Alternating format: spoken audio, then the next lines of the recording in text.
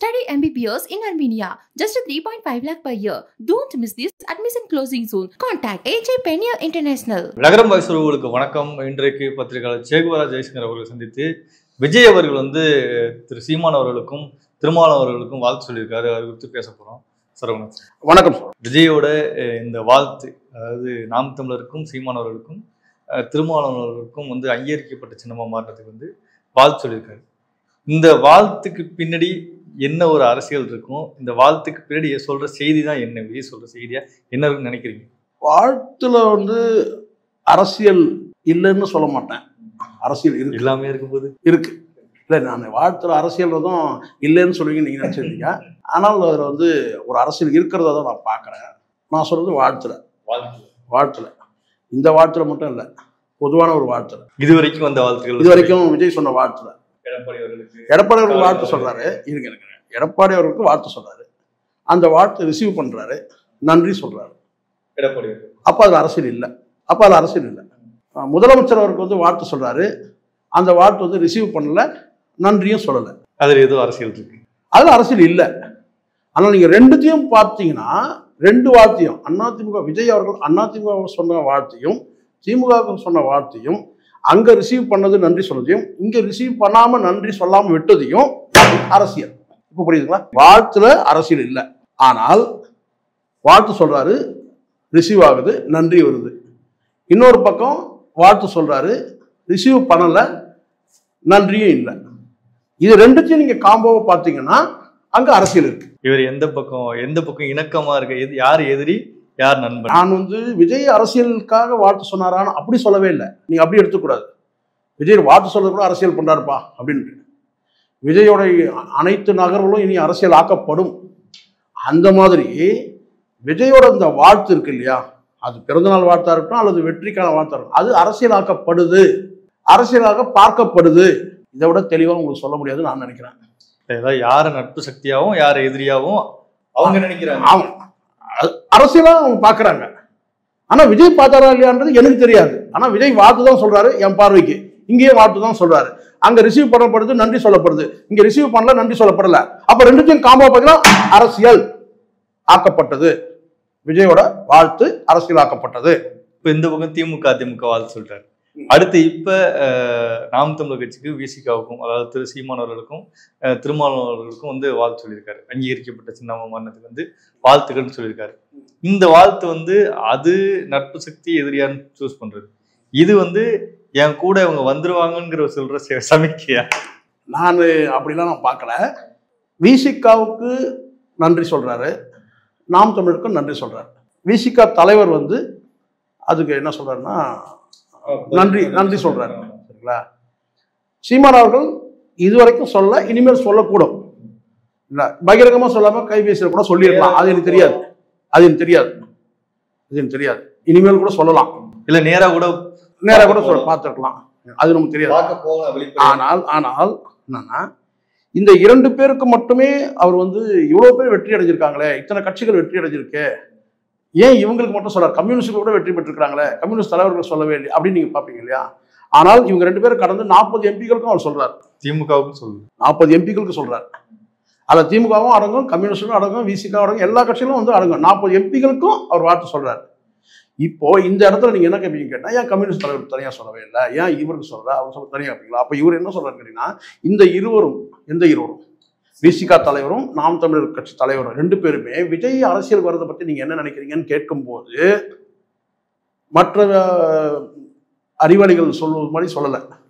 மற்ற மிதமிஞ்சி அறிவு இருக்கு இல்லையா, அவங்க என்ன சொல்ல கேட்டீங்கன்னா, அரசியலுக்கு யார் வேணாலும் வரட்டும், அரசியலுக்கு யார் வேணாலும் வரலாம் அப்படின்னு சொன்னவங்களா இருக்கிறாங்க.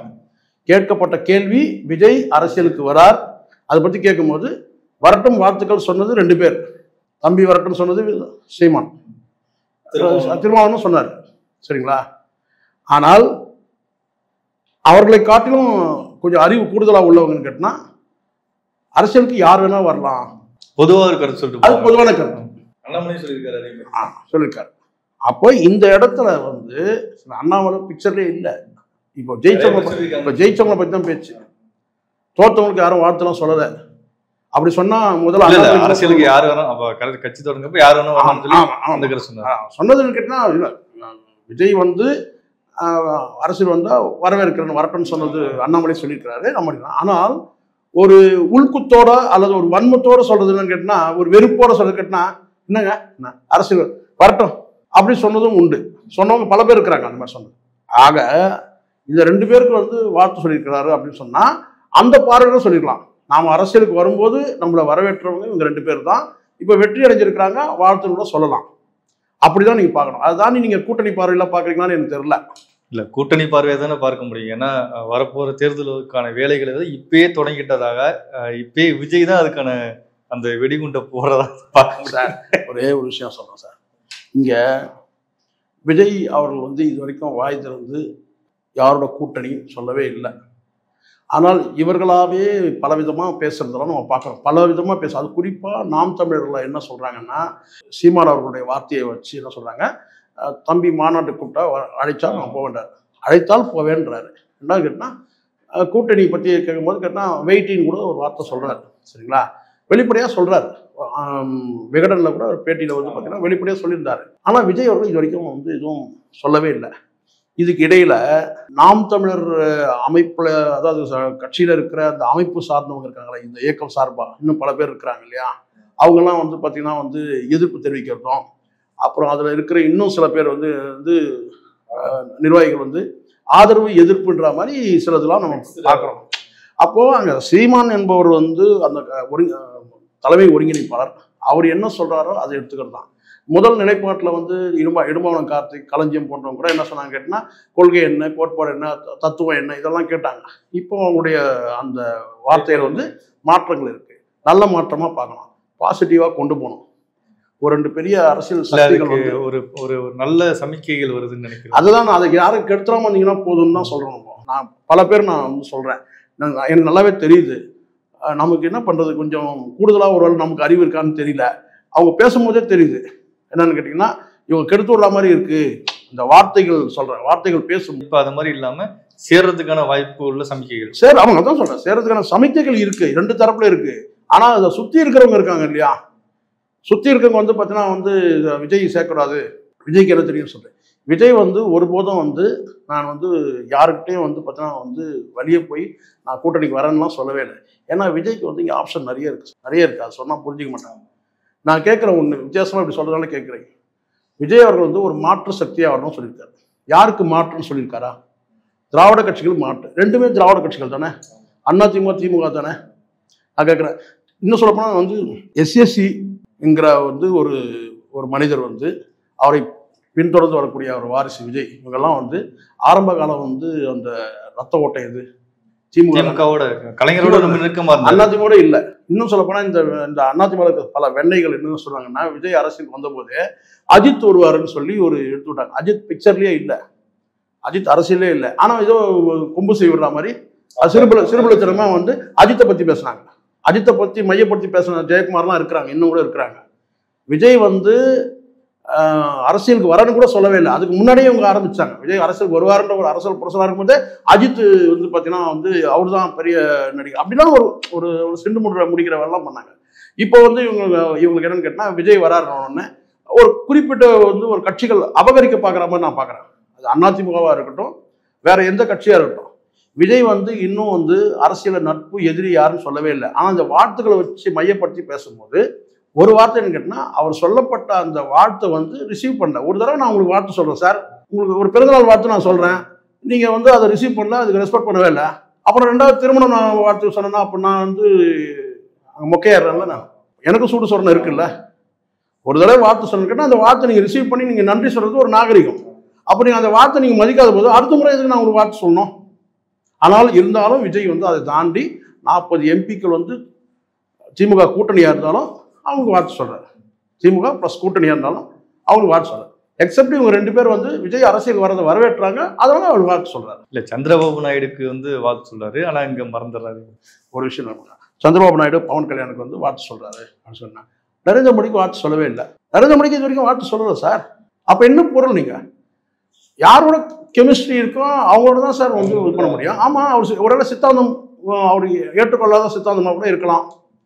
நரேந்திர மோடி எல்லாருக்கும் வாழ்த்து சொல்றது அது இதுதான் பெருமாள் கோயில் சுண்டலா இது இந்தாங்க கொஞ்சம் பிடிங்க எல்லாரும் கொஞ்சம் கொஞ்சம் பிடிங்கன்றது. அது வேற அரசியல். கொள்கை இல்லாத அரசியல்வாதிகள் எல்லாருக்கும் வாழ்த்து அப்படி சொல்லுவாங்க. இங்க வந்து யார் யாரோட வந்து பார்த்தீங்கன்னா வந்து கொள்கை அடிப்படையில் இருக்கிறாங்களோ அவங்களுக்கு தான் சொல்ல முடியும். நான் மீண்டும் கூட சொல்ல கேட்டேன்னா இங்க வந்து ஒரு மாற்று சிந்தனை விதைக்கணும்னு நினைக்கிறேன் தமிழ்நாட்டில். அப்போ வந்து கேட்டீங்கன்னா இந்த 2 திராவிட கட்சிகள் ஏற்கனவே இருக்கு. இப்போ எல்லாரும் என்ன சொல்ல கேட்டீங்கன்னா அப்போ ஒரு கட்சி ஆரம்பிக்கிறது இவங்களை எதிர்த்து தானே சொல்லி எல்லாரும் சொல்றாங்க. அப்போ நான் கேட்கிறேன், இங்க பிஜேபி இல்லையா? பிஜேபி இது வரைக்கும் கட்சி ஆரம்பிக்காதவர் இப்போ ஆரம்பிக்கிறாருன்னா பிஜேபி இங்க வந்து தமிழ்நாட்டில் கால் ஊன்றுது, அதை தடுக்கிறதுக்காக கூட கட்சி ஆரம்பிக்கலாம்ல? ஏன் அப்படி எடுத்துக்க மாட்டேங்கிறீங்க? திராவிட கட்சிகள் தான் நான் கூட சொல்றேன் சார், என்னுடைய பார்வை கூட நான் சொல்லிடுறேன். என்னடா இவ்வளவு நாள் இப்படி பேசலாம் மாற்றி பேசுறேன்னா அப்படி கிடையாது. இப்போ நானா புரிஞ்சுக்கிறேன், என்னன்னு புரிஞ்சுக்கிறேன்னா ஒரு திராவிட கட்சிகளுக்கு ஒரு மாற்று அரசியல் கொடுக்க விரும்புறாருன்னு சொல்லிட்டு. ஏன் அது பிஜேபிக்கு மாற்று அரசியலா கூட இருக்கக்கூடாது? விஜய்க்கு வந்து பார்த்தீங்கன்னா நீங்க கேரளால பிரான்ச் வந்து ரெடியா இருக்கிறாங்க, கர்நாடகாவில் பிரான்ச் ரெடி ஆகிட்டு இருக்கிறாங்க. இப்படி வந்து பார்த்தீங்கன்னா 4 ஸ்டேட்ல பிரான்ச் ரெடியா இருக்காங்க. தேசிய அளவில் வந்து பார்த்தீங்கன்னா ஒரு அந்த கட்சியை உருவாகும் போது பார்த்தீங்கன்னா அதுக்கான சித்தாந்தத்தின் அடிப்படையில் கூட அவர் வந்து கட்சியை உருவாக்கலாம்ல. வேறு தமிழக வெற்றி கழகம் தான். ஆமா, இந்துத்துவக்கு எதிராக கூட இருக்கலாம்லன்னு கேட்கிறேன். இன்னும் அவர் அறிவிக்கல. அப்ப நீங்க திமுக திராவிட கட்சிகளுக்கு தான் எதிரானு சொல்லிட்டு நீங்களே எப்படி முடிவு பண்றீங்க? அரசியல் எதிரின்றது வந்து வாழ்த்து சொல்றது, வாழ்த்து நீங்க ரிசீவ் பண்றீங்க, அதை மதிக்கிறீங்கன்ற அந்த அடிப்படையில் சொல்றது. ஸோ வாழ்த்துக்கும் கட்சியோட கொள்கை உடன்பாட்டுக்கும் சம்பந்தமே கிடையாதுன்ற நான். இப்போ நான் கேட்கிறேன் வந்து பார்த்தீங்கன்னா வந்து வைகோ அவர்கள் வந்து சிகிச்சையில் இருந்தாரு, நலன் விசாரிச்சாரு, யாருக்கா தெரியுமா? அது இன்டைரக்டா வெளியே தெரியாத தகவல். அப்போ இதெல்லாம் வந்து அப்பப்போ படம் பிடிச்சு காட்டுற விஷயம் கிடையாது. ஒரு விஷயம் கிளியரா சொல்றேன் சார், நாம் தமிழர்ல சீமான் அவர்கள் ஒரு முடிவில் இருக்கிறார், விஜய் அவர்கள் ஒரு முடிவில். குறுக்குல யாரும் வராதிங்கன்னு தான் நான் சொல்றேன். குறுக்குல வந்து நீங்க இப்போ நான் கேட்கிறேன் திருமாவளவனும் அதில் சேர்ந்துக்கிட்டாரு இருக்கலாம் சார். இப்போ நான் ஒன்று புரிஞ்சுக்கங்க, நான் கேட்கிற ஒரே இருக்குன்னா விஜய் அவர்கள் வந்து அவங்க பாணியிலே போயிடும். நம்ம செந்தில் வேல் வீச்சுன்ற ஒரு இப்போ எப்படி இங்க அரசியல் நிபுணர்கள் நிறைய பேர் இருக்கிறாங்க இல்லையா, அந்த மாதிரி அவர் ஒருத்தர் மிகப்பெரிய பத்திரிகையாளர், தெரியும், மூத்த பத்திரிகையாளர் செந்தில் வேல் வீச்சு. அவர் சொல்றாரு, மூத்த பத்திரிகையாளர் தானே, அவர் சொல்றாருன்னு கேட்டீங்கன்னா இளைஞர்கள் வந்து நாம் தமிழுக்கு இளைஞர்கள்லாம் வந்து விஜய் கிட்ட போயிடுவாங்கன்றதுக்காக தான் அவர் வந்து சீமான் வந்து வருந்து கட்டிட்டு போயிட்டு வந்து அவரோட கூட்டணின்னு சொல்றாரு. நான் கேட்குறேன், திமுக இளைஞர்கள் இல்லையா? அதிமுக இளைஞர்கள் இல்லையா? மற்ற எந்த கட்சியில இளைஞர்கள், விசிக இளைஞர்கள் இல்லையா? இப்போ புரியுதுங்களா? எல்லாருக்குமே என்னன்னு கேட்டினா ஒரு விஜயை ஆதரிப்பதன் மூலம் அல்லது விஜயை அரவணைப்பதன் மூலமா எல்லாருக்குமே வந்து பார்த்தீங்கன்னா வந்து ஒரு அனுகூலம் இருக்குன்னு சொல்லலாம், ஒரு லாபம் இருக்கு, அரசியல் லாபம் இருக்கு. விஜய் வந்து ஒரே ஒரு விஷயம், இன்னைக்கு நான் இந்த 2 கட்சிகளும் சேர்த்தே சொல்றேன், திமுக அதிமுக மற்றும் இருக்கிற எல்லா கட்சிகளும் சொல்றேன், விஜய் ஒன்று இவங்களுக்கு 2 ஆப்ஷன் தான் இருக்கு. ஒன்று விஜய் தலைமையில வந்து ஏத்துக்கணும்.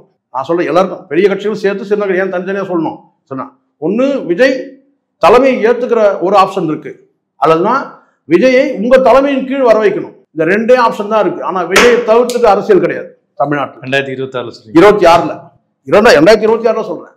ஒண்ணு பெரிய கட்சிகள் விஜயை வந்து இழுத்துக்கிறதுக்கான அந்த முயற்சி இருக்கணும். விரோதம் பண்ணா உங்களுக்கு தான் நஷ்டம். நிச்சயமா பெரிய கட்சிகள் 2 கட்சிகள் சொல்றேன், அதிமுக திமுக ரெண்டுமே சொல்றேன். அல்லது நீங்க வந்து கேட்டா விஜயோட தலைமைக்கு நீங்க போகணும். முடியுமா உங்களால? போக மாட்டீங்க. ஏன்னா நீங்க இத்தனை வருஷமா இருக்கீங்க. விஜய் தலைமையை ஏத்துக்கிறதுக்கு உங்களுக்கு கஷ்டமா இருக்கும். ஆனால் அப்படி இல்லாத பட்சத்துல விஜயை வந்து உங்க தலைமையில நீங்க இழுத்துக்கணும்.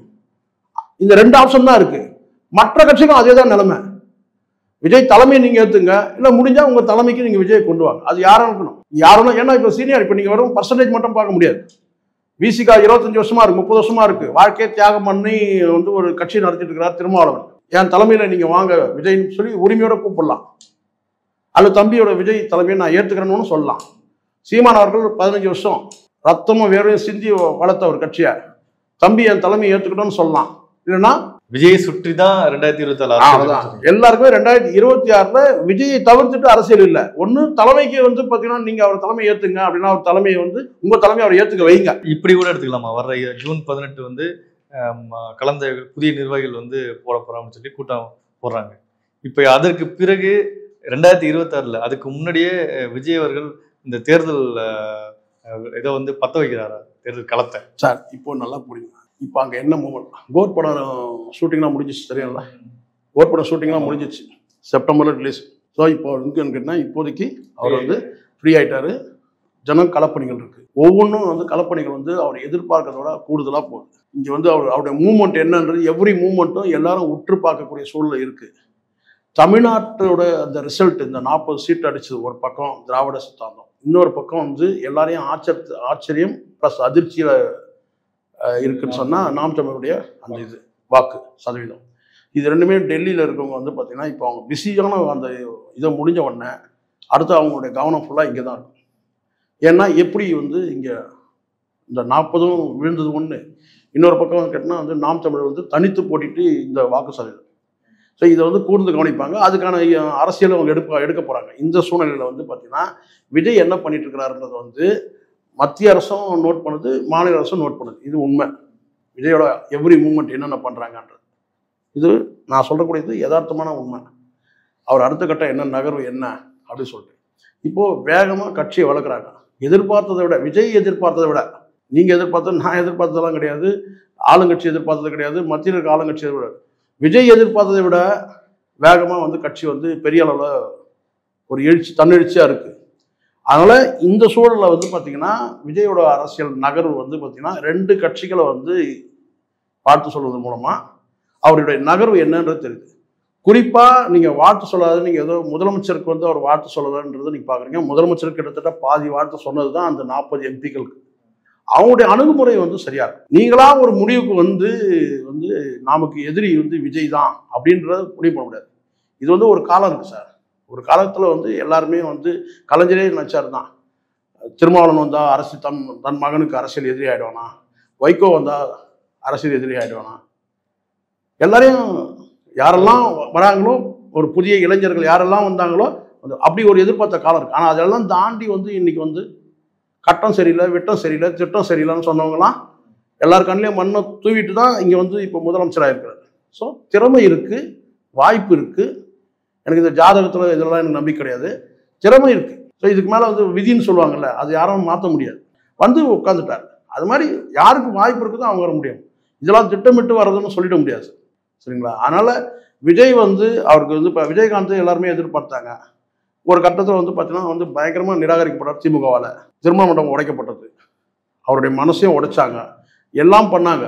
ஆனால் அந்த விஜயகாந்த் எதிர்கட்சி தலைவரானார். இங்கே பழம் நழுவி பாலில் விழுன்னு சொல்ல யார் வாயால் சொன்னாங்க? கலைஞர் வாயால் சொன்னாங்க. சொன்னாரா இல்லையா? அதே மாதிரி ஒரு பழமாக நீங்கள் வந்து விஜயகாந்தை பார்த்தீங்க, அதே மாதிரி ஒரு பழமாக நீங்கள் வந்து விஜயும் பாருங்கள். எதிரியாக பார்க்க வேணாம்னு நினைக்கிறேன். எதிரி இப்போதைக்கு அவர் டிக்ளேர் பண்ணவே இல்லை. விஜயா எதிரின்னு சொன்னால் திமுக தரப்புல எதிரியா, திமுக தரப்புல வந்து இப்போதைக்கு எதிரியாக பார்க்குற மாதிரி ஒரு தோற்றம் தெரியுது நமக்கு.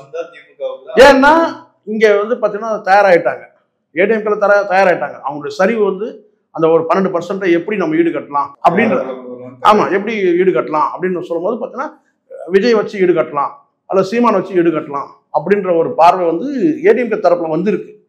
ஏன்னா அவங்களுக்கு வந்து பார்த்தீங்கன்னா மறுபடியும் போய் சசிகலா, டிடிவி இந்த குடும்பத்தோட போய் நம்ம வந்து அடிமை சேவகாசம் பண்ண முடியாது அப்படின்ற நிலைப்பாடில் இருக்கிறாங்க. ஆனால் முக்குளத்தோர் வந்து சசிகலாவையும் ஓபிஎஸ் டிடிவி இவங்களை வந்து ஒரு அடையாளமாக பார்க்குறாங்கன்றது ஒரு பார்வை இருக்க தான் செய்யுது. ஆனால் அதை கடந்து வந்து அவங்க என்ன கேட்டால் இந்த சரிவை வந்து எப்படி சரி கட்டலாம், இந்த 10% வந்து இந்த வாக்கு சரிவை வந்து விஜய் மூலமாக சரி கட்ட முடியுமா, அப்படி ஒரு நகர்வும் இருக்குது. விஜய்க்கு நிறைய ஆப்ஷன் இருக்குது சார். நான் மீண்டும் கூட சொல்கிறேன், விஜய் அரசியலுக்கு வந்துட்டார், அவர் கொள்கை பிரகடனம் எல்லாத்தையும் முடித்தாலும் கூட பார்த்தீங்கன்னா நிறைய ஆப்ஷன் இருக்குது. விஜய்க்கு வந்து பார்த்தீங்கன்னா காங்கிரஸ், விசிகா, கம்யூனிஸ்டுகளும் சேர்ந்து ஒரு அணி அமைக்கலாம். இல்லை இப்படி வந்து பார்த்தீங்கன்னா நாம் தமிழர் பெரிய வலுவான ஒரு பார்ட்னர், சரிங்களா? அதை தாண்டி விசிகா இப்படியும் அமையலாம். ஸோ இதை தாண்டி இல்லை இது தேவையில்லை, ரெண்டுமே வேண்டாம், காங்கிரஸ், ஏடிஎம்கே, விஜய் இப்படியும் அணி அமைக்கலாம். ஆப்ஷன் நிறைய இருக்குன்னு நினைக்கிறேன். சரி, இதெல்லாம் சொல்றதுனால திமுக பக்கம் ஆப்ஷன் இல்லையான்னு நினைக்காதீங்க. திமுக பக்கமும் ஆப்ஷன் இருக்கு. ஆல்ரெடி விஜய் டிஎம்கே பிளட் தானே, சரிங்களா? அப்போ வந்து பார்த்தீங்கன்னா 2 பேர் இணைச்சாலே முடிஞ்சிச்சு. ஏன் ஆகக்கூடாதுன்னு கேட்குறேன் நான். காலம் தான் பதில் சொல்லணும். விஜயகாந்த் இணைச்சிக்க முடிஞ்சது இல்லை, திமுகவாலையும் திமுகவாலும் அணைச்சிக்க முடிவு பண்ணாங்க. அவர் தான் கடைசி லெஃப்ட் ஆயிட்டார். அவர் தான் வந்து மக்கள் நல கூட்டணிக்கு போயிட்டார். அதே வந்து இந்த பக்கம் வந்து கேட்டால் வந்து பெரிய அளவில் வந்து பணமும் பேரம் பேசப்பட்டது. 55 சீட்டை கொடுக்குற மாதிரி கூட இருந்துச்சு. 54 சீட்டை தரத்துக்கு கலைஞர் ரெடியாக இருந்தார். ஜெயலலிதாவை காட்டிலும் கூடுதலாக சீட்டு கொடுக்கறதுக்கும் ரெடியாக இருந்தாங்க. ஆனால் விஜயகாந்த் வந்து அரசியல் அதுதான் அரசியல் விதின்னு சொல்றது. அவர் வந்து இப்படி போயிட்டார், மக்கள் நல கூட்டணிக்கு போயிட்டு முதலமைச்சர்னு ஒரு ஆசையை காட்டி அவர் வந்து ஒன்றுலாம் போயிட்டார். அதனால அரசியல் நகர்வு எப்படி இருந்ததெல்லாம். ஆனால் விஜயை பொறுத்த வரைக்கும் இதுவரையிலும் யாரையும் அரசியல் எதிரியா வாழ்த்து சொன்னா எதிரி என்பதோ வாழ்த்து சொல்லணும்னா எதிரி இல்லை என்பதெல்லாம் கிடையாது.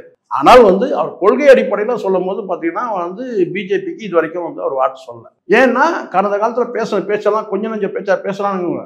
அண்ணாமலை விட்டுருங்க சார், அண்ணாமலை பேசாத பேச்சு கிடையாது வச்சுங்களேன். அவர் ஏதோ விஜய் எதுக்காக பேசலன்னு கேட்டால் இந்த தேர்தலில் பேசியிருந்தாலும் அடி வாங்கியிருப்பார். அடினா இன்னும் கொஞ்சம் கூடுதலாக குறைஞ்சிருக்கும் ஓட்டு. அதனால் விஜய் ஒரு போகிற போக்கில் ஒரு வார்த்தை சொல்லிட்டார். ஆனால் எச் ராஜா பேசுகிற பேச்சு ஜோசப் விஜய்னு அடையாளப்படுத்துறது எச் ராஜா சொன்ன பிறகு தான் அவர் ஜோசப் விஜய்னே சொல்லிட்டார். அது வரைக்கும் விஜய் தான் மத ரீதியாக அடையாளப்படுத்தணுன்றதுக்காக சொன்னது தான். இப்பவும் சொல்கிறேன், டாக்குமெண்ட்ல ஜோசப் விஜய் தான் கொடுக்குறாரு. வெளிப்படையாக அவர் ஏதாவது மறைச்சாரா? விஜய் ஏதாவது மறைச்சிருக்காரா? அரசியலுக்காக தன்னுடைய மதம் என்ன என்பதை ஏதாவது மறைச்சிருக்காரா? இல்லை. இதை மாதிரி இதை தாண்டி இப்போ அடுத்த கட்டம் எடுத்துருவானுங்க. என்ன ஜாதி, விஜய் என்ன ஜாதி, அது ஒரு பக்கம் ஓடும். இனிமேல் தான் அந்த ஆராய்ச்சி எல்லாத்தையும் நம்ம வரப்போற காலங்கள்ல அவர் என்ன முடிவெடுக்கிறதோ அதை பார்த்து எல்லாம் தெரிஞ்சுக்கலாம் சார். எனக்கு தெரிஞ்ச வரைக்கும் ஒரு விஷயம் நான் சொல்றேன்னு கேட்டா, இப்போதைக்கு யார் உரசினாலும் உரசுறவங்களுக்கு தான் பிரச்சனை, அவங்களுக்கு தான் மைனஸ். விஜயகாந்த் ஏற்கனவே ஒரு முன் அனுபவம் இருக்கு. விஜயகாந்த் பார்த்தீங்கன்னா இந்த அளவுக்கு நுணுக்கமான அரசியல் பண்ண விஜய் பண்ற மாதிரி நுணுக்கமான அரசியல் கையில் எடுக்கல. ஒரு வெள்ளேந்தியா இருந்தார் விஜயகாந்த். ஆனால் விஜய் ரொம்பவும் டிப்ளமேட்டிக்கான அரசியல் கையில் எடுக்கிறார். அதனால் ஃபியூச்சரில் அவ்வளோ ஈஸியாக நீங்கள் விஜயை தவிர்த்துட்டு அரசியல் கிடையாது. 2026 விஜய் 2026 மட்டும் இல்லை, இனி வரும் காலங்களில் விஜயை தவிர்த்துட்டு அரசியல் கிடையாது. அது அடுத்தடுத்த நகர்வுல உங்களுக்கு தெரிய வரும். அடுத்தடுத்த மூவ்மெண்ட் எல்லாமே ஸ்மார்ட் மூவ்மெண்ட் தான். நம்ம பார்க்கலாம். இவ்வளோ நேரம் உங்கள் நேரத்தை எங்களுக்கு காசு கட்டி. நன்றி சார்.